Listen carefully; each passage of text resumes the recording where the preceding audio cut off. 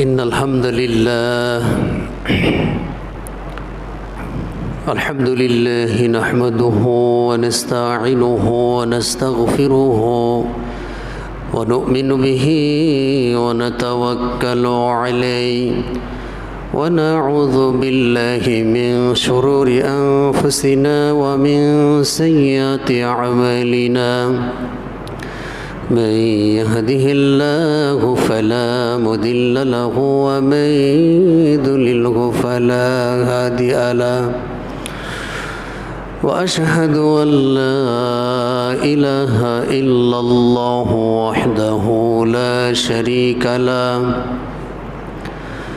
وأشهد أن محمدا عبده ورسوله أرسله بالحق بشيرا ونذيرا وداعيا إلى الله بإذنه وسراجا منيرا أما بعد فإن خير الحديث كتاب الله وأحسن الهدي وهدي محمد صلى الله عليه وسلم وشر الأمور محدثاتها وكل محدثة بدعة وكل بدعة ضلالة وكل ضلالة في النار أعوذ بالله من الشيطان الرجيم بسم الله الرحمن الرحيم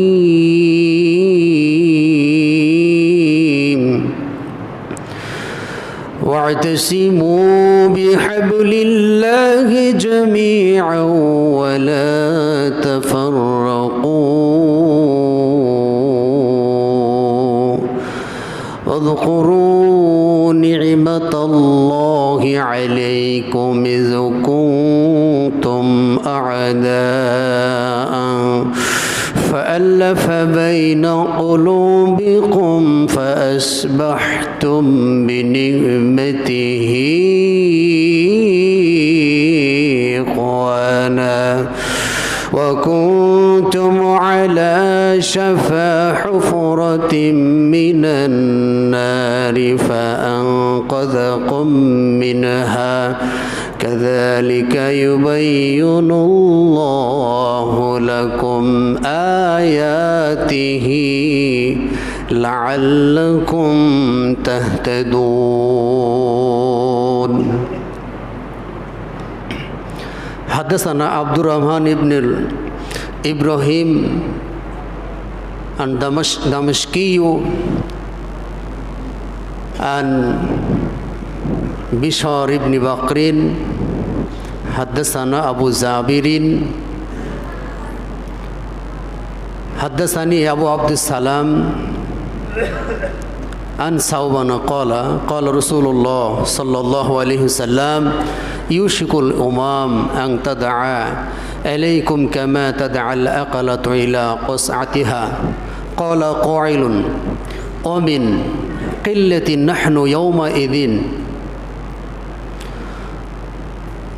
قال بل أنتم يومئذ كثير ولكنكم غثاء كغثاء السيل ليخزعن الله من صدور عدو في قلوبهم المهابة منكم ولا يقذفن الله في قلوبكم الوهان قال قائل يا رسول الله وما الوهان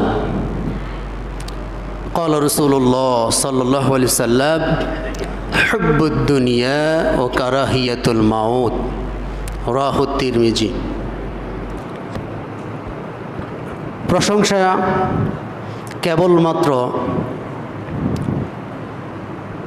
একমাত্র মহাপরাক্রমশালী আসমান এবং জমিনের একছত্র অধিপতি তিনি যত বড় তার প্রশংসাও তত বড়। আমরা সেই মহান মনিবের প্রশংসা জ্ঞাপন করি, সকলে অন্তরের অন্তঃস্থল থেকে বলি আলহামদুলিল্লাহ। দরুদ ও সালাম বর্ষিত হোক বিশ্ব মানবতার মুক্তির দূত, যিনি পৃথিবীর বুকে এসেছিলেন সুসংবাদদাতা এবং সতর্ককারী হিসেবে, যাকে জীবনের চেয়েও বেশি ভালোবাসতে না পারলে পরিপূর্ণ ঈমানদার হওয়া যায় না। আমরা সংক্ষিপ্তভাবে সেই রাসূলের প্রতি দরুদ প্রেরণ করি, বলি সাল্লাল্লাহু আলাইহি ওয়াসাল্লাম।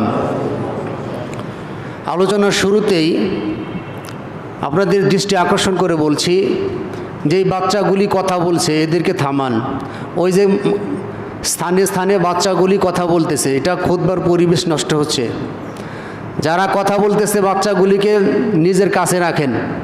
ওই যে বাচ্চাগুলি ওই আসর ভেঙে যার যার স্থানে রাখেন। এই পিছনে ওই বাচ্চা দুটি সামনে আসো। কোনো প্রকার কথা বলা যাবে না, এটা আজকের কথা না। এটা আমি যেদিন এখানে আসছি সেদিন থেকেই কথা, যে মসজিদে একটা আদব আছে, মসজিদের একটা পরিবেশ আছে। তো কোনোভাবেই যেন মসজিদের আদব লঙ্ঘন না হয় সেদিকে আমাদের খেয়াল করতে হবে। আর এই আলোচনা কোরআন এবং হাদিসের আলোচনা গতানুগতিক কোনো দুনিয়াবিন বিষয় না। ইচ্ছা হলে শুনবো আর ইচ্ছা হলে মন চাই শুনবো, মন চাই ঘুম পারবো, বিষয়টা এরকম না। আসমানের নিচে জমিনের উপরে যদি কোনো দামি কথা থেকে থাকে সেটা হচ্ছে কল আল্লাহ, আল্লাহ বলেছেন যা, এবং কল রাসূলুল্লাহ, আল্লাহ রাসূল বলেছেন যা। এর চেয়ে উত্তম কথা, এর চেয়ে দামি কথা পৃথিবীতে আর দ্বিতীয় কোনোটাই নাই। সুতরাং উত্তম কথা হবে আর আমাদের পরিবেশ নষ্ট হবে তা হতে পারে না। আল্লাহ সুবহানাহু ওয়া তাআলা আমাদের প্রত্যেককে বোঝার তৌফিক দিক, আল্লাহুম্মা আমিন। সম্মানিত উপস্থিতি, আপনাদের সম্মুখে কোরআনুল কারীম সূরা আল ইমরান এর 103 নম্বর আয়াত, সেই সাথে তিরমিজির 4297 নম্বর হাদিস উপস্থাপন করেছি। এর উপর ভিত্তি করে সংক্ষিপ্ত সময়ে কিছু কথা বলার চেষ্টা করব ইনশাআল্লাহ। কোরআন এবং হাদিসের আলোকে আজকের সংক্ষিপ্ত আলোচনার বিষয় মুসলিম উম্মার মানসিক বিপর্যয়ের কারণ। মুসলিম উম্মার মানসিক বিপর্যয়ের কারণ কী কারণে মুসলিম উম্মা আজকে হতাশ, কী কারণে মুসলিম উম্মা আজকে পরাজিত মন মানসিকতা নিয়ে বেঁচে আছে, কী কারণে মুসলিম উম্মা আজকে লাঞ্ছিত, কী কারণে মুসলিম উম্মা আজকে মার খাচ্ছে। এই মুসলিম উম্মার মানসিক যে বিপর্যয়, এই বিপর্যয়ের যে কারণ মহান আল্লাহ বলেছেন এবং তার বার্তাবাহক মুহাম্মদ সাল্লাল্লাহু আলাইহি সাল্লাম যেই বার্তা দিয়েছেন, এই কারণে মুসলমানদের মানসিক বিপর্যয় ঘটতে পারে। তো আসুন আমরা সেই কারণগুলি নিয়ে আলোচনা করি। এবং আমার আহ্বান থাকবে, আজকের আলোচনা শুধু নিছক একটা আলোচনা নয়, এই আলোচনা আমাদের শুনে তদ অনুযায়ী আমল করার চেষ্টা করতে হবে। আল্লাহ রাব্বুল আলামিন আমাদের প্রত্যেককে ওরকম মন মানসিকতা, ওরকম হিম্মত দান করুক। আমরা বলি আল্লাহুম্মা আমিন। সম্মানিত উপস্থিতি, আল্লাহ রাব্বুল আলামিন বলেন, واعتصموا بحبل الله جميعا ولا تفرقوا।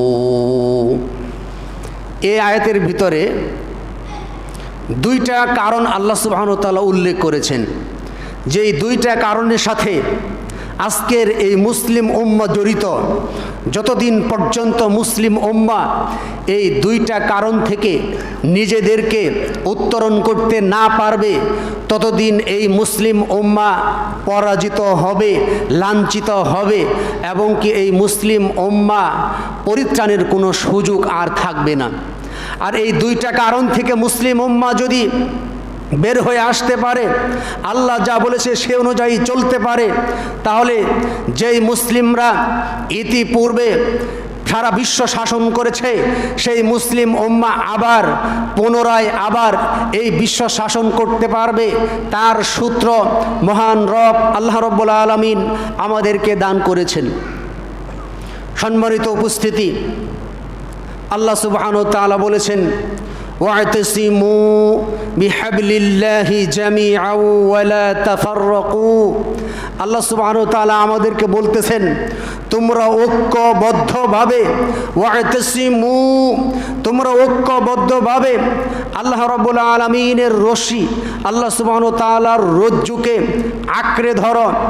সাধারণভাবে বলেনি, আল্লাহ সুবহানাহু ওয়া তাআলা বলেছেন শক্তভাবে আঁকড়ে ধরো। খবরদার, ওয়ালা তাফাররাকু, তোমরা বিচ্ছিন্ন হয়েও না, তোমরা আলাদা হয়ে যেও না, বিচ্ছিন্ন হয়েও না। তাহলে যদি আমরা বিচ্ছিন্ন হই তাহলে আমরা লাঞ্ছিত হব, আমরা অপমানিত হব, আমরা পরাজিত হব। আর যদি এই আটটা আঁকড়ে ধরতে পারি তাহলে আমরা বিজয়ী হব এবং কি আমরা মুমিন হব।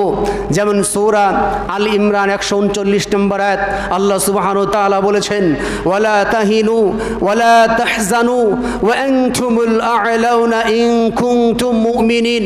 আল্লাহ বলেছেন তোমরা নিরাশ হয়ো না, তোমরা হতাশ হয়ো না।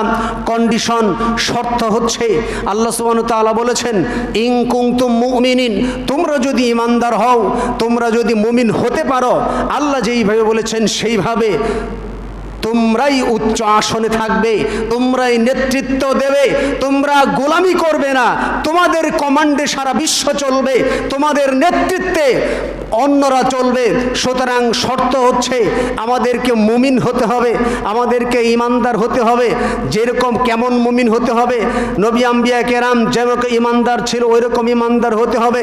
সাহাবায়ে কেরাম যেই মাপের ঈমানদার ছিল সেই মাপের ঈমানদার হতে হবে।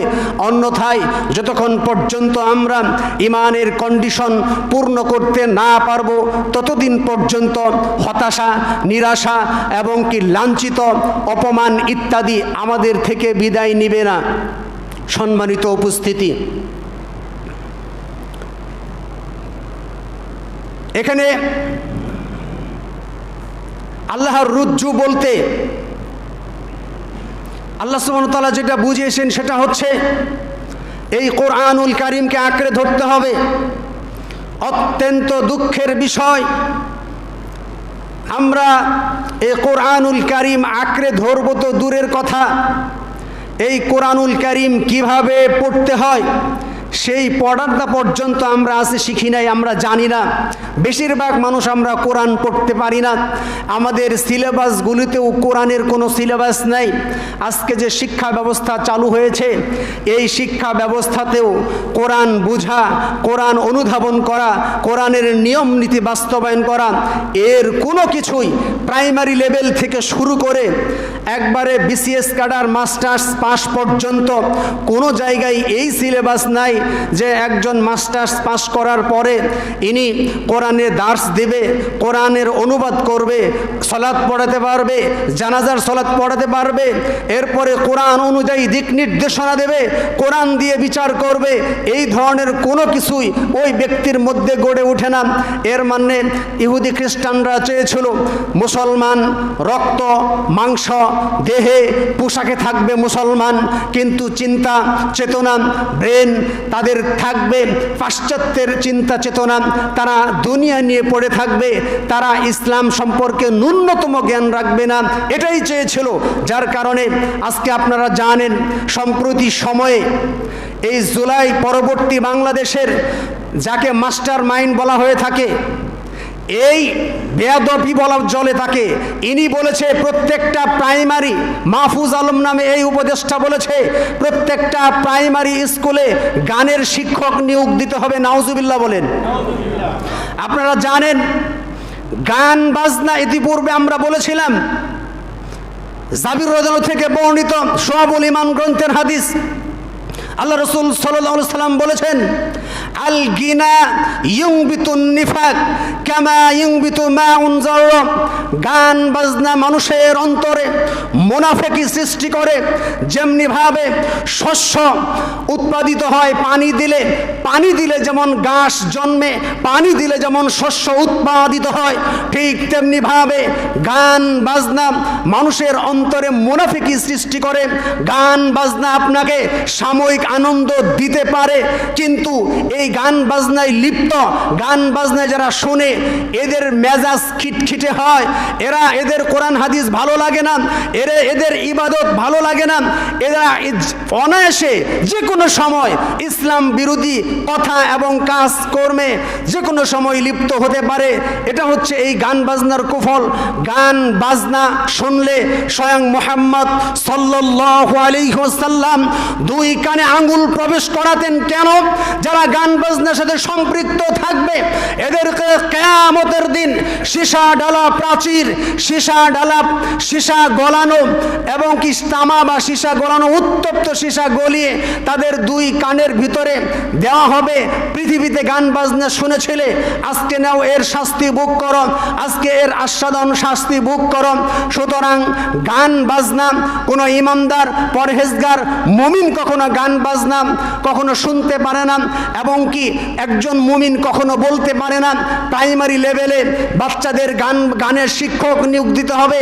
আজকে প্রাইমারি থেকে শুরু করে মাস্টার্স পর্যন্ত ধর্মীয় কোনো শিক্ষক যারা কোরআন শিক্ষা দিবে, হাদিস শিক্ষা দিবে, এরকম কোনো শিক্ষক আমাদের নাই। আরো দুঃখজনক ব্যাপার হচ্ছে মুসলমানের সন্তানদেরকে নিছক বিন্দু পরিমাণ ভাষা ধর্মীয় জ্ঞান দান করে হিন্দু টিচারে অনেক জায়গায় আছে। ধর্মীয় যে বইটা, যেটার ভিতরে ধর্মের গুরুত্বপূর্ণ কিছুই নাই, এই বইটা পড়াচ্ছে একজন হিন্দু শিক্ষক। একজন হিন্দু তার হিন্দু ধর্মের বই পড়াক, এতে আমাদের কোনো আপত্তি নাই, ঠিক কিনা বলেন? একজন হিন্দু তার হিন্দু ধর্মের বই পড়াবে, সেটা তাদের ব্যাপার। কিন্তু মুসলমানের বাচ্চাদেরকে হিন্দু টিচাররা ধর্মীয় জ্ঞান দিবে, এটা কিভাবে সম্ভব? অথচ এই বাংলাদেশে হচ্ছে। যার কারণে বাংলাদেশ জমিয়তে আহলে হাদিস উদ্যোগ নিয়েছে, আজকে সারা বাংলাদেশে জুমার পরে মানববন্ধন হবে যে কিভাবে এত বড় দুঃসাহস করতে পারে যে প্রত্যেকটা প্রাইমারি স্কুলে গানের শিক্ষক নিয়োগ দিতে পারে, যেখানে বাচ্চারা কোরআন জানে না, হাদিস জানে না। সিলেবাস থেকে কোরআন এবং হাদিস তুলে দেওয়া হয়েছে, সিলেবাস থেকে ইসলামের জ্ঞান তুলিয়ে দিয়ে নাস্তিক্যবাদী শিক্ষা ঢুকিয়ে দেওয়া হয়েছে। তাদের মিশন ভীষণ হচ্ছে মুসলমানের সন্তান যেন ইসলাম সম্পর্কে কোনো জ্ঞান না রাখে, অর্থাৎ মুসলমানকে যেন সহজেই তাদেরকে যুদ্ধ বিগ্রহ লাগিয়ে তারা যেন পরস্পরের সাথে যুদ্ধ করে নিজেরাই যেন শেষ হয়, আর দূর থেকে ইহুদি খ্রিস্টানরা খিলখিল করে হাসবে। এটাই ছিল তাদের মিশন। সম্মানিত উপস্থিতি, তাহলে আমরা যেটা বলতে চাচ্ছি সেটা হচ্ছে, আমরা যদি কোরআনুল কারীমকে আঁকড়ে ধরতাম, কোরআনের বিধানকে আঁকড়ে ধরতাম, তাহলে এ মুসলমান আজকে লাঞ্ছিত হয় না। কোরআন ছেড়ে দেওয়ার কারণে, কোরআন থেকে উপদেশ না নেওয়ার কারণে আজকে আমরা মুসলমানরা পদে পদে লাঞ্ছিত হচ্ছি। যার কারণে কোরআনের শিক্ষায় শিক্ষিত না হওয়ার পরে যারা প্রশাসনে আছেন, এরা মানে দেদারসে অনায়াসে একজন আলেমের বাড়িতে আক্রমণ করাতে তারা দ্বিধাবোধ করে না। সম্প্রতি সময়ের ঘটনা, সম্প্রতি সময়ে কুড়িগ্রামের একজন আলেম, ইনি আগে ময়মনসিংহে ছিলেন, ইনি হিজরত করে কুড়িগ্রামে চলে যায়। কুড়িগ্রামে যাওয়ার পরে সেখানে তিনি পর্দা প্রথা প্রতিষ্ঠিত করেন। তার বয়স 114 বছর। এই লোকটা তার দাওয়াতে প্রায় 1000-এর উপর মানুষ শরঈ পর্দা, দিন বুঝে পর্দা মেনটেন করেন। এই যে সম্প্রতি 1 সপ্তাহ হবে না, 3 থেকে 4 দিন হবে, হিন্দু ইসকন, এই ইসকনের সদস্যের উস্কানিতে সেই কুড়িগ্রাম থানার পুলিশদেরকে টাকা খাইয়ে রাতের অন্ধকারে রাত 2:40 সেই আলেমের বাড়িতে আক্রমণ করে তার যে পর্দাশীল স্ত্রী, পর্দাশীল মেয়ে বা ছেলের বউ ছিল, এদেরকে পর্দা করে তাদেরকে আক্রমণ করার চেষ্টা করা হয়েছে। এটা করেছে হিন্দু ইসকনের সহযোগিতায় ওই সময়কার পুলিশ। আজকে এই পুলিশের যদি কোরআনের জ্ঞান থাকতো, এই পুলিশের যদি ইসলাম সম্পর্কে পরিপূর্ণ জ্ঞান রাখতো, তাহলে তারা এই মুসলমানের বাড়িতে হামলা দিত না। এক হিন্দুর কথায় তারা পরিচিত হয়ে এইভাবে আক্রমণ করত না। এটাই চেয়েছিল ইহুদি খ্রিস্টানরা, নামে থাকবে মুসলমান, রক্ত মাংস অংশ থাকবে, মনে হবে মুসলমান, কিন্তু তাদের চিন্তা চেতনা ব্রেন থাকবে কাফেরদের মিশন বাস্তবায়ন করা। যার কারণে আজকে পদে পদে কোরআন হাদিস সম্পর্কে ন্যূনতম জ্ঞান না থাকার কারণে ইসলামের উপর আক্রমণ চলে আসছে। সম্মানিত উপস্থিতি, তাহলে আমি যেটা বলতেছি, মুসলমানদের মানসিক বিপর্যয়ের প্রধান কারণ হচ্ছে এই মুসলমানরা আজকে কোরআনের বিধান ছেড়ে দিয়েছে, কোরআনের নিয়ম ছেড়ে দিয়েছে, কোরআনের উপদেশ ছেড়ে দিয়েছে। ফলশ্রুতিতে পাশ্চাত্যের শিক্ষা ঢুকে গেছে। আর পাশ্চাত্যের শিক্ষা কখনো মানুষকে আল্লাহমুখী করে না, পাশ্চাত্যের শিক্ষা দুনিয়ামুখী করে, আল্লাহ থেকে দূরে রাখে, ইসলাম থেকে দূরে রাখে। এটাই চেয়েছিল তারা, আর এক্ষেত্রে তারা সফল হয়েছে। সম্মানিত উপস্থিতি, আমাদেরকে আবার কোরআনকে আঁকড়ে ধরতে হবে, কোরআনের বিধান প্রতিষ্ঠিত করতে হবে, কোরআনের উপর জ্ঞান অর্জন করতে হবে। প্রত্যেককে কোরআনের উপর জ্ঞান অর্জন করে কোরআন অনুযায়ী চলতে হবে। এটা হচ্ছে 1 নম্বর কারণ। যদি আমরা এই কোরআনের উপর আমরা যদি লেখাপড়া করি, কোরআন থেকে উপদেশ গ্রহণ করি ব্যক্তি জীবনে, কোরআন থেকে উপদেশ গ্রহণ করি পারিবারিক জীবনে, কোরআন থেকে উপদেশ গ্রহণ করি সামাজিক জীবনে, কোরআন থেকে উপদেশ গ্রহণ করি রাষ্ট্রীয় জীবনে, তাহলে ইনশাআল্লাহ সুম্মা ইনশাআল্লাহ, আল্লাহর কসম করে বলি, মহান রব যেই ওয়াদা করেছে, মহান আল্লাহ যেই ওয়াদা করেছে, এই মুসলমানদেরকে পুনরায় আবার শাসন ক্ষমতা দান করবেন। সুতরাং আসুন আমরা সবাই মিলে কোরআনকে আঁকড়ে ধরি ঐক্যবদ্ধভাবে। কোরআনকে আঁকড়ে ধরতে হবে। আমার সাথে আপনার ব্যক্তিগত পার্সোনাল মনোমালিন্য থাকতেই পারে, তাই বলে যে এই ব্যক্তিগত মনোমালিন্য থেকে আমরা ইসলাম থেকে ফারেক হয়ে যাব, আমরা বিভিন্ন দল তৈরি করব, আমরা হিংসা বিদ্বেষ করে মনোমালিন্য করে মারামারি কাটাকাটি করব, এটা হতে পারে না। আমাদের ইসলামের স্বার্থে সকলকে ঐক্যবদ্ধভাবে কোরআনুল কারীমকে আঁকড়ে ধরতে হবে। এই কোরআনুল কারীমকে আঁকড়ে না ধরার কারণে আজকে ইহুদি খ্রিস্টানরা আমাদেরকে দলে দলে ভাগ করে দিয়েছে, দলে দলে ভাগ করে দিয়েছে। এই ইহুদি খ্রিস্টানরা দলে দলে ভাগ করার যে সিস্টেম, এটা পেল কোথা থেকে? এই ইহুদি খ্রিস্টানরা দলে দলে ভাগ করে দেওয়ার মিশন ফেরাউনের থেকে শিখেছে। যেমন সূরা কসাসের 4 নম্বর আয়াত আল্লাহ রাব্বুল আলামিন বলেন, ইন্না ফিরআউনা আলা ফিল আরদ, নিশ্চয় ফিরাউন সেই মিশরে আলা ফিল আরদ, জমিনে উদ্ধত হয়েছিল, অহংকারী হয়েছিল। আমরা যেটা বলি বেশি বেড়ে উঠেছিল, অহংকারী হয়ে উঠেছিল। এবং সে ওই সময় মিশরে সে বলেছিল, আনা রব্বুকুমুল আলা, আমি তোমাদের বড় রব। এইখানে বড় রব মানে হচ্ছে তিনি ফেরাউনের, তিনি একমাত্র ক্ষমতাধর ব্যক্তি, তিনি যা বলবে সেটাই আইন, তিনি যা বলবে সেটাই আইন, ফেরাউন যা করতে চাইবে সেটাই করবে। এটাই এই অর্থে তিনি বলেছিলেন, আমি তোমাদের সব থেকে বড় রব। এরপরে ওয়াজআলা আহলাহা, এবং তিনি তার কওমকে বিভিন্ন দলে ভাগ করেছিলেন। শিয়া ইস্তাদঈফু, তিনি কি করেছিলেন? তাইফাতাম মিনহুম, তিনি তাদেরকে একটা দলকে দুর্বল করে রেখেছিল। এরপরে দুর্বল করে রাখার পরে সেই দলের উপর নিপীড়ন জুলুম, অর্থাৎ আয়াতে যেইভাবে বলা হয়েছে ইউযাব্বিহুনা আবনাআহুম, ওই সময় ফেরাউন কি করেছিল? সেই সময় তাদের পুত্র সন্তানদেরকে তিনি হত্যা করে দিতেন। পুত্র সন্তান কেন হত্যা করতেন?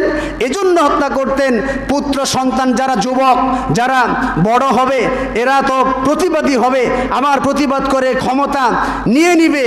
অর্থাৎ এরকম তাদের আশঙ্কা ছিল যে পুত্র সন্তান এরা যদি ক্ষমতাধর হয়, এরা যদি বড় হয়, তাহলে আমার ক্ষমতা তারা নিয়ে নিবে। এছাড়া এই একটা স্বপ্নের ব্যাখ্যা আপনারা জানেন যে একটা পুত্র সন্তান এসে তার ক্ষমতা ছিনিয়ে নেবে। এই কারণে তিনি তার ওই সময়কার পুত্র সন্তানদেরকে তিনি হত্যা করত এবং কন্যা সন্তানদেরকে তিনি বাঁচিয়ে রাখত, কন্যা সন্তানদেরকে ছেড়ে দিত। অর্থাৎ আল্লাহ সুবহানাহু ওয়া তাআলা বলেছেন ইন্নাহু কানা মিনাল মুফসিদিন, নিশ্চয় সে ফাসাদ সৃষ্টিকারীদের অন্তর্ভুক্ত ছিল। নিশ্চয় ইন্নাহু, নিশ্চয় সে ফাসাদ সৃষ্টিকারী ছিল। তাহলে ফাসাদ সৃষ্টিকারী, আপনি কি ফাসাদ সৃষ্টিকারী কিনা এর আলামত আপনি কখন পাবেন? যখন আপনার ব্রেনেতে এই চিন্তা থাকবে আপনার প্রতিপক্ষকে হত্যা করে দিতে হবে। একই মুসলমান জাতি, আপনি একটা দল করেন, সে আরেকটা দল করে, এখন উনি ওই ভিন্ন দল করে, এজন্য আপনার চিন্তা কি? তাকে দুনিয়া থেকে শেষ করে দিতে হবে, ওকে হত্যা করতে হবে। এই যে যেটা হত্যা করতে হবে এটা খারিজিদের আলামত, আর এরাই হচ্ছে ফাসাদ সৃষ্টিকারী।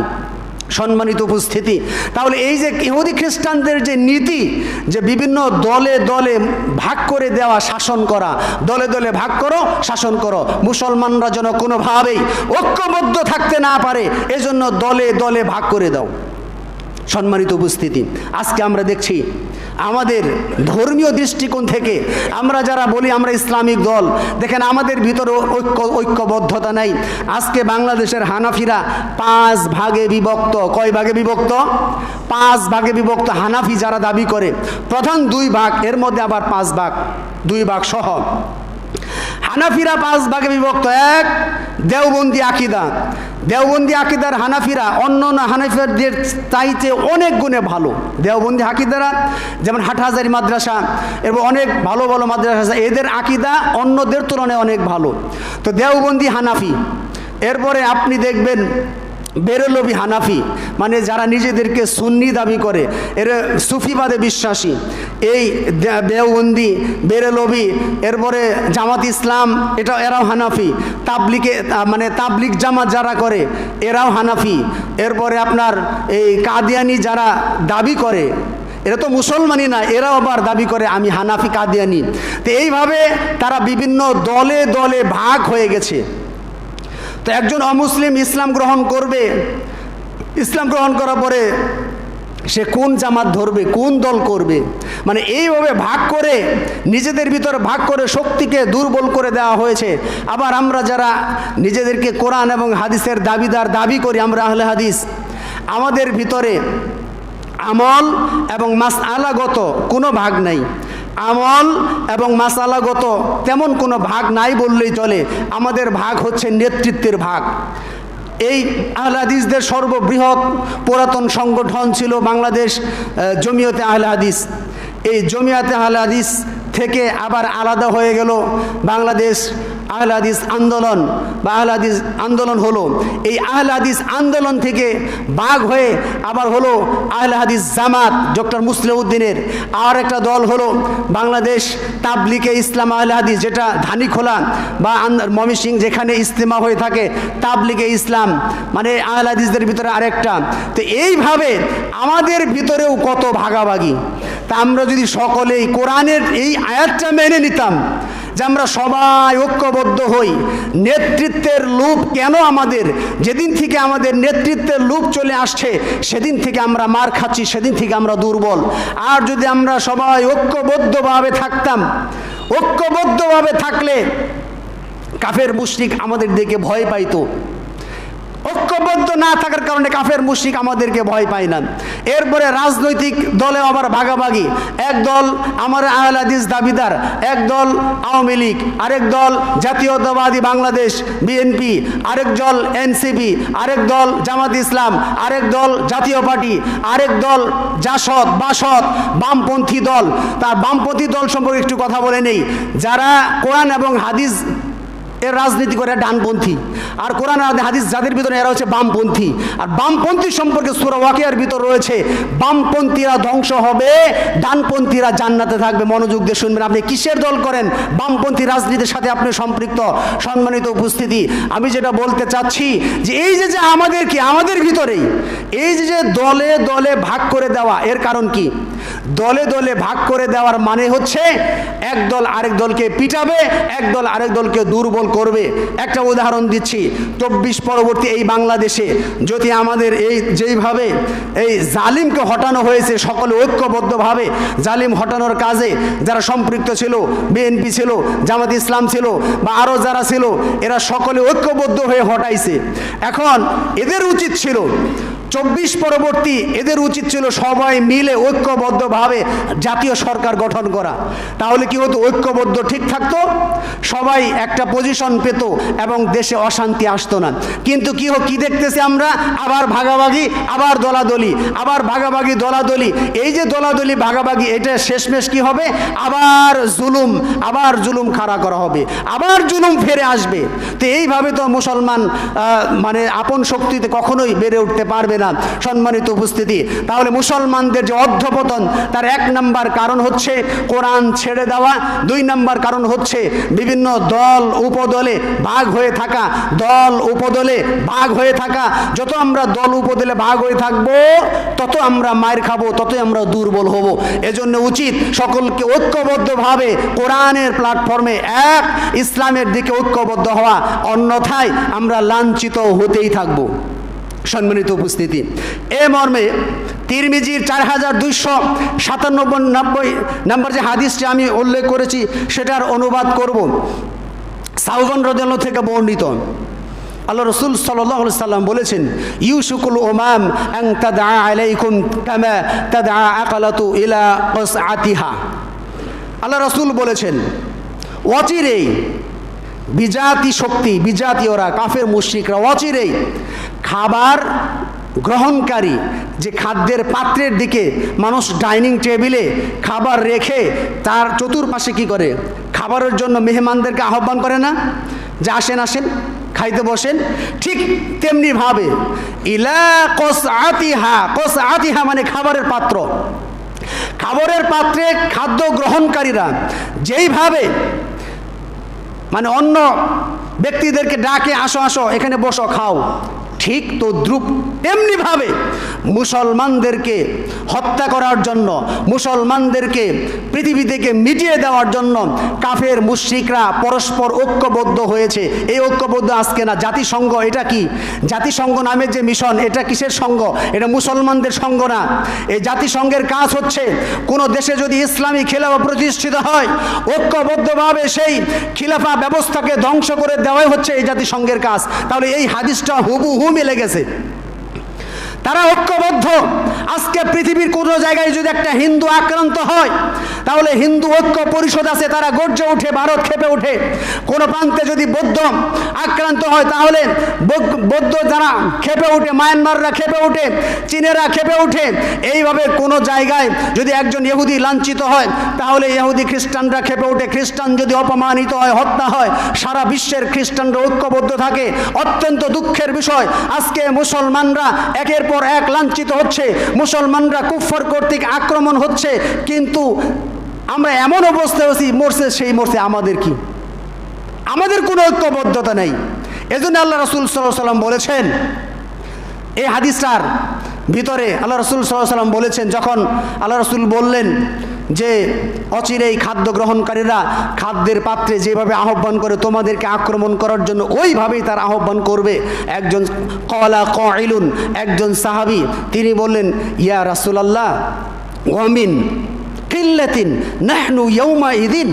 আচ্ছা ইয়া রাসূলুল্লাহ, এই মুসলমানদেরকে যে তারা এই খাবারের টেবিলের মতো এইভাবে ঐক্যবদ্ধভাবে আক্রমণ করবে, আহ্বান করবে, ওই দিন কি মুসলমানদের সংখ্যা কম থাকবে, যার কারণে মুসলমানরা কিছুই করতে পারবে না? আল্লাহ রাসূল বললেন, বাল আনতুম ইয়াউমাইদিন কাসীরুন, বরং তোমরা সেদিন সংখ্যায় থাকবে অনেক বেশি। কিন্তু কি হবে? সংখ্যায় অনেক বেশি থাকার পরেও আল্লাহ রাসূল সাল্লাল্লাহু আলাইহি ওয়াসাল্লাম বলেন, ওয়ালাকিন্নাকুম গুসাউন কা গুসাইস সাইল, অর্থাৎ তোমরা হবে সমুদ্রের ভাসমান ফেনার মতো। অথবা গুসাউনের শাব্দিক অর্থে বলা হয়েছে আবর্জনা, গুসাউনের শাব্দিক অর্থ আবর্জনা অথবা খড়কুটা। সমুদ্রের ভিতরে যদি পানা অথবা খড়কুটা যদি আমরা দেখি, এই সমুদ্রের প্লাবিত ঢেউ বা প্লাবন যেদিকে যায়, পানা বা খড়কুটা সেদিকেই যায়। যে বন্যার পানি আমরা দেখি, বন্যার পানির উপর যদি কোনো আবর্জনা দেখি আমরা, খড়কুটার মতো। সেই বন্যার পানি যেদিকে প্রবাহিত হয় খড়কুটা সেদিকেই প্রবাহিত হয়। আল্লাহ রাসূল বলে তোমরা হবে সেই ভাসমান খড়কুটোর মতো, যেদিকে প্লাবন যাবে সেদিকেই তোমরা বয়ে বেড়াবে, যেদিকে প্লাবন যাবে সেদিকেই তোমরা ভেসে যাবে। এরপরে আল্লাহ রাসূল সাল্লাল্লাহু আলাইহি সাল্লাম বললেন এর কারণে ওয়ালা ইয়ানজি আন্নাল্লাহ মিন সুদুরি আদুবিকুমুল মাহাবাতা মিনকুম, অর্থাৎ সেদিন আল্লাহ সুবহানাহু ওয়া তাআলা মানে মুসলমান এমন এক জাতি, তাদের নাম শুনলে ইহুদি খ্রিস্টানরা ভয়ে থরথর করে কাঁপত, কিন্তু এই মুসলমান কোরআন ছেড়ে দেওয়ার কারণে আল্লাহ সুবহানাহু ওয়া তাআলা এমন লাঞ্ছনা চাপিয়ে দিবেন যে কাফেররা আর মুসলমানের নাম শুনলে আর ভয় পাবে না। তাদের মুসলমানের যে একটা ভয় আছে, এই ভয় কাফেররা আর ভয় পাবে না, তাদের অন্তরে সেই ভয় দূর করে দেওয়া হবে। ওয়ালা ইয়াখসিফান্নাল্লাহু ফি কুলুবিকুমুল ওহান, এবং তাদের অন্তরে দুর্বলতা ঢুকিয়ে দেওয়া হবে, ওহান ঢুকিয়ে দেওয়া হবে। ক্বালা বলা হলো কায়লুন ইয়া রাসূলুল্লাহ ওয়ামাল ওহান, ওহান কি? আল্লাহ রাসূল সাল্লাল্লাহু আলাইহি সাল্লামকে সাহাবী প্রশ্ন করলেন ওহানটা আবার কি? তখন আল্লাহ রাসূল সাল্লাল্লাহু আলাইহি সাল্লাম বললেন হুব্বুদ দুনিয়া ওয়া কারাহিয়াতুল মাউত। ওহান হচ্ছে হুব্বুদ দুনিয়া, দুনিয়ার মহব্বত, দুনিয়ার মোহ, ও কারাহিয়াতুল মাউত, মৃত্যুকে অপছন্দ করা। দুনিয়ার মহব্বত মানে কি? মানে দুনিয়া নিয়েই ব্যস্ত থাকা, দুনিয়াই তার চাই। আপনারা দেখেছেন যারা হাজার হাজার কোটি টাকা চুরি করে লুট করে পালিয়েছে এই দেশ থেকে, হাজার কোটি টাকা লুট করেছে, এরপরেও তারা পায়তারা করতেছে আবার এখানে এসে আবার পরিবেশটা নষ্ট করার জন্য। আচ্ছা, উনি যে হাজার কোটি টাকা চুরি করছে, একজন মানুষ বেঁচে থাকতে 50-60 বছর জিন্দেগি, একজন মানুষ বেঁচে থাকতে কয় কোটি টাকা লাগে তার রিজিক? একজন মানুষ যদি সারা জীবন সে মানে খাইতে চায়, সর্বোচ্চ আমি ধরলাম সর্বোচ্চ একজন মানুষের জন্যে আমি নয় ধরলাম তার 100 কোটি টাকাই লাগুক, 100 কোটি টাকাও তো সে খাইতে পারবে না। হাজার কোটি টাকা চুরি করার পরে আবার দেশকে অস্থিতিশীল করার চিন্তা করছেন? দুনিয়ার মোহ কাকে বলে? উনি যে টাকা নিয়ে গেছে উনি সারা জীবন চলে যেতে পারে, কিন্তু এটা তার হবে না, তার ক্ষমতা চাই, আবার চাই, আরও টাকা চাই, এটা হচ্ছে দুনিয়ার মোহ। তো এইভাবে দুনিয়ার মোহ হচ্ছে শুধু দুনিয়াদারি, দুনিয়াতে টাকা পয়সা ধন দৌলত গাড়ি বাড়ি প্রভাব প্রতিপত্তি ক্ষমতা আমার থাকতে হবে, এটা চিরস্থায়ী থাকতে হবে। এই ক্ষমতা অর্জন করতে গিয়ে যদি ইসলামকে বিসর্জন দিতে হয় তবু ইসলামকে বিসর্জন দেয়। এই দুনিয়ার মোহে আকৃষ্ট হয়ে যদি সে আল্লাহ তার রাসূলকে গালিগালাজ করতে হয় তবু দেবে, তবু তার দুনিয়া দরকার। এটাই হচ্ছে হুব্বুদ দুনিয়া, দুনিয়ার মহব্বত, দুনিয়ার ভালোবাসা। দুনিয়ার মহব্বত আপনার থাকবে না এই কথা আমি বলিনি, দুনিয়ার মহব্বত থাকবে ওই পরিমাণ, এমন যেন মহব্বত না থাকে যে আখিরাতকে ভুলে দুনিয়া অর্জন করতেছেন। আখিরাতকে ভুলে দুনিয়ার মহব্বত হবে না। আখিরাত এবং দুনিয়া দুই ভাই, আপনি যদি এক ভাই নিয়ে থাকেন আরেক ভাইকে ঠকান তাহলে যেমন লাঞ্ছনা, ঠিক দুনিয়া এবং আখিরা এটার একটা সামঞ্জস্যতা আছে। আপনার দুনিয়ার মহব্বত এমন যেন না হয় এই মহব্বত অর্জন করতে গিয়ে আপনি আখিরাতকে নষ্ট করছেন, এইভাবে হলে তাহলে হবে না, তাহলে আপনি লাঞ্ছিত হবেন। ওয়া কারাহিয়াতুল মাউত, মৃত্যুকে অপছন্দ করা। এই মৃত্যুকে অপছন্দ করা মানে কি? মানুষ মরণের নিশ্চিত জানে মরবে, মানুষ কিন্তু জানে নিশ্চিত মরবে, তার চোখের সামনে আত্মীয় স্বজন পাড়া প্রতিবেশী মৃত্যুবরণ করছে, সে তাকে দাফন করছে, জানাজা করাচ্ছে, কবরস্থ করছে, এরপরও এটা থেকে কোনো শিক্ষা নিচ্ছে না যে তার মতো তো একদিন আমাকেও মরতে হবে, আমাকেও একদিন কবরস্থ হতে হবে। তো এইভাবে সে কোনো প্রকার কোনো শিক্ষা নিচ্ছে না। এটাই হচ্ছে মৃত্যুকে অপছন্দ করা। মরণ দেখে ভয় পায় কাফেররা, মরণ দেখে ভয় পায় মুশরিকরা, মরণ দেখে ভয় পায় পাপিষ্ঠরা, কারণ মৃত্যুর সাথে সাথে তার মায়ের শুরু হয়ে যাবে। একজন ঈমানদার কখনো মৃত্যু দেখে ভয় পেতে পারে না। মৃত্যু একজন ঈমানদারের হাদিয়া, উপহার, তোহফা। একজন মুমিন মৃত্যুকে হাদিয়া মনে করে, মৃত্যুকে উপহার মনে করে। কেন? মৃত্যুবরণ করার সাথে সাথেই এই ঈমানদার মুমিন সে চিরসুখের স্থান, জান্নাতের আবহাওয়া সে পাইতে থাকবে। তাহলে ঈমানদারদের জন্য মরণের কোনো ভয় থাকে থাকতে পারে না। মরণের ভয় থাকবে তাদের যারা পৃথিবীতে অসৎ কাজ করে, পৃথিবীতে জুলুম করে, পৃথিবীতে দুর্নীতি করে, পৃথিবীতে অন্যায়ভাবে মানুষকে প্রহার করে, জুলুম করে, এদের মরার ভয় থাকবে। ইমানদারদের মরার কোনো ভয় থাকতে পারে না। সম্মানিত উপস্থিতি, তাহলে আমি যেই কথা বললাম, এই হাদিসটা শেষ করার পরে ওই হাদিসের সমর্থনে আরেকটা হাদিস আছে। হাদিসটি উপদেশ কিতাবের 3 নম্বর হাদিস। এখানে আবু হুরায়রা থেকে বর্ণিত আল্লাহ রসুল সাল্লাল্লাহু আলাইহি সাল্লাম যেটা বলেছেন সেটা হচ্ছে, আল্লাহ রসুল সাল্লাল্লাহু আলাইহি সাল্লাম বলেছেন, ইন্নাল্লাহা ইয়ারদু লাকুম সালাসা ওয়া ইয়াসখাতু লাকুম সালাসা, নিশ্চয় আল্লাহ রাব্বুল আলামিন 3টা কাজ, আল্লাহ রাব্বুল আলামিন 3টা কাজে সন্তুষ্ট হন, রাজি থাকেন, খুশি হন 3টা কাজে, এবং 3টা কাজে আল্লাহ সুবহানাহু ওয়া তাআলা অসন্তুষ্ট হন। যেই 3টা কাজে তিনি সন্তুষ্ট হন, মহান আল্লাহ রাজি থাকেন, খুশি থাকেন, তার 1 নাম্বার হচ্ছে কি, আন তা'বুদুহু ওয়া লা তুশরিকু বিহি শাইআ, কেবলমাত্র একমাত্র আল্লাহ রাব্বুল আলামিনের ইবাদত করা এবং তার সাথে কাউকে শরীক স্থাপন না করা। কেউ যদি আল্লাহর ইবাদত করে শরীকবিহীন অবস্থায়, এই বান্দার প্রতি মহান আল্লাহ রাব্বুল আলামিন অত্যন্ত খুশি থাকেন, অত্যন্ত সন্তুষ্ট থাকেন।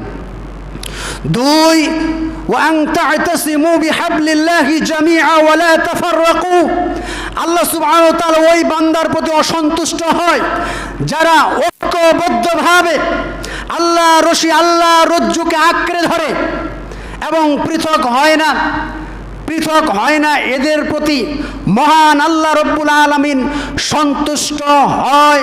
সুতরাং এই আয়াতের সাথে এই হাদিস মিলে যাচ্ছে যে আসুন আমরা সবাই মিলে ঐক্যবদ্ধভাবে কোরআনের বিধানকে আঁকড়ে ধরি, কোরআন এবং হাদিসকে আঁকড়ে ধরি। যদি আমরা কোরআন এবং হাদিস আঁকড়ে ধরি তাহলে মহান রব আমাদের প্রতি সন্তুষ্ট হবে, আমরা, আমাদের একটা শক্তি হবে, আমাদেরকে কাফের মুশরিকরা ভয় পাবে, কাফের মুশরিকদের দেখে আমরা আর ভীত থাকবো না। 3 নাম্বার হচ্ছে ওয়ান তুনাসিহু মান ওয়াল্লাহুল্লাহু আমরাকুম, অর্থাৎ আল্লাহ সুবহানাহু ওয়া তাআলা যদি তোমাদের কোনো মুসলিম শাসক নিযুক্ত করে দেয় তাহলে সেই শাসকের আনুগত্য করা, তার হুকুম মানা, তার কথা শোনা। যদি তোমরা এই 3টা কাজ করো তাহলে আল্লাহ সুবহানাহু ওয়া তাআলা তোমাদের প্রতি সন্তুষ্ট থাকবেন। আর আমাদের উপর এমন সেকুলার শাসক যারা কি করতে চায়, যারা প্রাইমারি স্কুলে গান বাজনা চালু করতে চায়, এরা মুসলিম শাসক হতে পারে না। এরা লালনের মাজার রক্ষা করে। আপনারা আরও জানবেন, লালনের মাজারে বাৎসরিক যে মাহফিল হয় ওদের, ওখানে তারা গাঁজা খাবে, গাঁজা, এটার অনুমতি চাইতেছে প্রশাসনের কাছে। গাঁজা, যেখানে মদ, জুয়া, গাঁজা এগুলো হারাম, আর এরা চাইতেছে। আর এরা কার ইবাদত করে? চিন্তার বিষয়গুলি। সম্মানিত উপস্থিতি, তাহলে 3টা কাজে মহান রব সন্তুষ্ট হয়, আর 3টা কাজে আল্লাহ সুবহানাহু ওয়া তাআলা অসন্তুষ্ট হয়।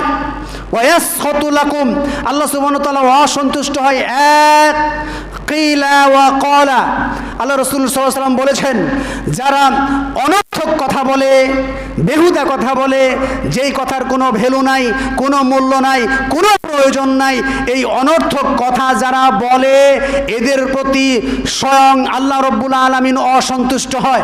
আজকে আমরা যদি দেখি বিভিন্ন দোকানপাড়ে, বিভিন্ন স্টলে, বিভিন্ন জায়গায় বেশিরভাগ অনর্থক কথা, যেই কথার কোনো ভ্যালু নাই, যেই কথার কোনো দাম নাই, যেই কথা তাকে কবর আখিরাতে প্রশ্ন করা হবে না, ওই ধরনের অনর্থক কথা নিয়ে আজকে আমরা বেশি বেশি সমালোচনা করি।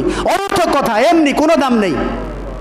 অথচ কোরআনুল কারীমে সূরা নিসার ভিতরে আল্লাহ সুবহানাহু ওয়া তাআলা বলেছেন, ওয়াকাদ নাযালা আলাইকুম ফিল কিতাবি আন ইযা সামি'তুম আয়াতিল্লাহি ওয়া ইকফারু বিহা ওয়া ইস্তাহজা'ু বিহা ফালা তাকউদু মা'আহুম হাত্তা ইয়াখুদু ফি হাদিসিন গায়রিহি। আল্লাহ সুবহানাহু ওয়া তাআলা বলেছেন, তোমরা ওই সমস্ত মজলিসে বসবে না, ওই সমস্ত স্থানে বসবে না যেখানে আল্লাহর প্রশংসা হয় না, যেখানে মুহাম্মদ সাল্লাল্লাহু আলাইহি ওয়াসাল্লামের নিয়ে কথা হয় না, যেখানে ইসলামের কথা হয় না, ওই সমস্ত স্থানে তোমরা বসবে না। বসলে তোমরা তাদের অন্তর্ভুক্ত হয়ে যাবে, এটা আল্লাহ নিষেধ করেছেন। অথচ আমরা দোকানপাটে কি করি? এই ধরনের অনর্থক কথা নিয়ে বেশি চর্চা করি, যেটা আল্লাহ পছন্দ করেন। 2 ওয়াইদাতুল মাল, সম্পদ নষ্ট করা, অন্যায়ভাবে সম্পদ নষ্ট করে দেওয়া, সম্পদ ধ্বংস করে দেওয়া। অনেক ব্যক্তি দেখবেন রাগ, স্ত্রীর সাথে রাগ করে সে তার বাড়ির হাড়ি পাতিল যা যা সব ভাঙে খানচুর, আরও ফ্রিজ টিরিজ আরও আসবাবপত্র যা যা সব ভাঙা শেষ। এই যে সম্পদ নষ্ট করে দেওয়া, এই সম্পদ যদি আপনি নষ্ট করেন তাহলে মহান রব আপনার প্রতি অসন্তুষ্ট থাকবেন। এরপরে কাসরাতুস সুয়াল, অধিক পরিমাণে প্রশ্ন করা, এমন প্রশ্ন করা যে আপনাকে আটকানোর জন্য অধিক অধিক প্রশ্ন করা। এই অধিক প্রশ্ন করার কারণেই পূর্ববর্তী জাতিরা ধ্বংস হয়েছে। অধিক প্রশ্ন, যত প্রশ্ন করবেন, যদি আপনি জটিলতা সৃষ্টি করার জন্য প্রশ্ন করেন, এই জটিলতা আপনার ভিতরে আসবে। আর যদি আপনি জানার জন্য প্রশ্ন করেন, মানার জন্য প্রশ্ন করেন, তাহলে সেটা আপনার জন্য কল্যাণকর। কিন্তু আপনি যদি এমন হয় যে জানার জন্যও না, মানার জন্য না, একটা পেঁচ লাগাই দিবেন, এই পেঁচ লাগানো মানুষ যারা আছে এদের প্রতি স্বয়ং মহান আল্লাহ রব্বুল আলামিন অসন্তুষ্ট। সুতরাং হাদিসের শেষ অংশে আমি যেটা বললাম যে 3টা কাজে মহান আল্লাহ সন্তুষ্ট, 3টা কাজে অসন্তুষ্ট। এর ভিতরে একটা হচ্ছে আমাদের কি করতে হবে, আমাদের সকলকে ঐক্যবদ্ধভাবে আমাদেরকে কোরআন এবং হাদিস আঁকড়ে ধরতে হবে। তাহলে সম্মানিত উপস্থিতি, আমি যেই কথা বলতেছিলাম মুসলিম উম্মার যে বিপর্যয়ের কারণ, এর ভিতরে আরেকটা কারণ বলে আমি 2 মিনিটের কারণটা বলে শেষ করি। আরেকটা কারণ হচ্ছে মুসলমানরা মহান রবকে ভয় না পেয়ে মুসলমানরা কাফের মুশরিকদের ভয় করে, এটা একটা কারণ। আল্লাহ সুবহানাহু ওয়া তাআলা সূরা মাইদা 53 নম্বর আয়াত আল্লাহ সুবহানাহু ওয়া তাআলা বলেছেন, ফাতারাল্লাযীনা ফী কুলূবিহিম মারাদু ويسارعون فيهم يقولون نخشى أن تصيبنا داعرة। আল্লাহ সুবহানাহু ওয়া তাআলা বলেছেন, নবী আপনি কি তাদেরকে দেখেন নাই, ফাতারাল্লাযীনা ফী কুলূবিহিম মারাদ, যাদের অন্তরে রোগ আছে, যাদের অন্তরে অহংকার আছে, যাদের অন্তরে আল্লাহর ভালোবাসা নাই, এই সমস্ত ব্যক্তিরা কাফেরদের কাছে ধর্ণা দেয়, কাফেরদের কাছে যায় বলে ধর্ণা দেয়, অর্থাৎ এবং তারা আশঙ্কা করে না জানি আবার আমাদের উপর কোন বিপদ চাইপা আসে।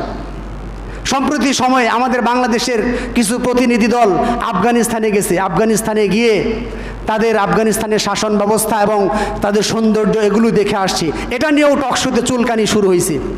আর আমেরিকা যায় কাফেরদের দেশে গিয়ে যে তারা তাদের দালালি করে, এটা নিয়ে সমালোচনা হয় না।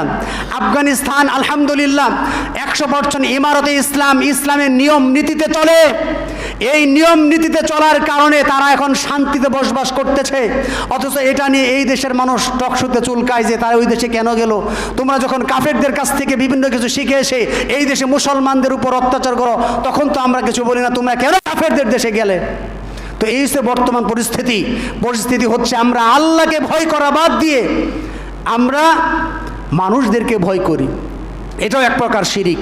সম্মানিত উপস্থিতি, তাহলে আমরা সংক্ষিপ্ত আলোচনা করতেছিলাম কাফেরদের, সংক্ষিপ্ত আলোচনার বিষয় ছিল মুসলমানদের মানসিক বিপর্যয়ের কারণ।